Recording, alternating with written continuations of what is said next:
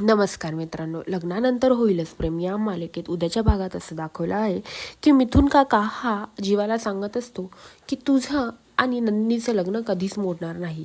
हे मी तुला लिहून देतो. तुम्ही दोघांनी कितीही प्रयत्न करा की तुम्ही एकमेकांशी दूर जाण्यासाठी, पण तुम्ही दूर जाऊ शकणार नाही, कारण की तुम्हाला नियतीने एकत्र आणलं आहे आणि नियतीचा निर्णय कोणीच मोडू शकत नाही. तुम्ही दोघे सुद्धा नाही.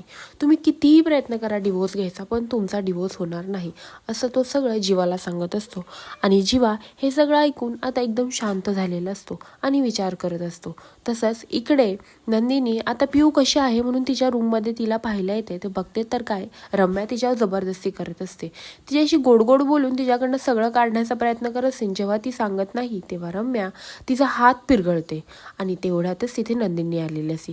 नंदिनीने हा सगळा प्रकार बघितलेला असतो आणि ती रम्याला म्हणते, रम्या काय चाललं आहे तुला, काय ऐकून घ्यायचं आहे पिऊकडनं, आणि का आधी गोडगोड बोलत होती, नंतर ना ती जेव्हा सांगत नाही तेव्हा तू तिचा हात जोरात घट्ट पकडला होतास.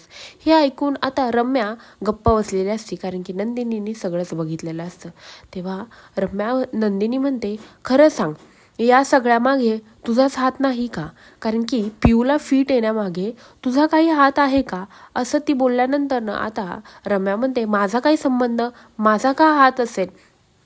तेव्हा तेव्हा नंदिनी म्हणते, तुझा नाही संबंध, मग तू का तिच्याशी असं वागत होती आणि तिला फिट येण्याबद्दल तू तिच्याबद्दल एवढी का विचारपूस करत होती, मला खरं सांग.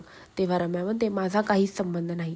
तुझा संबंध नसला ना, तेव्हा नंदिनी म्हणते, तुझा संबंध नसला ना तरी मी हे सगळं शोधून काढणारच की तुझा काही संबंध आहे का पिऊला फिट येण्यामागे. असं बोलल्यानंतर ना आता रम्या एकदमच शांत झालेली असती.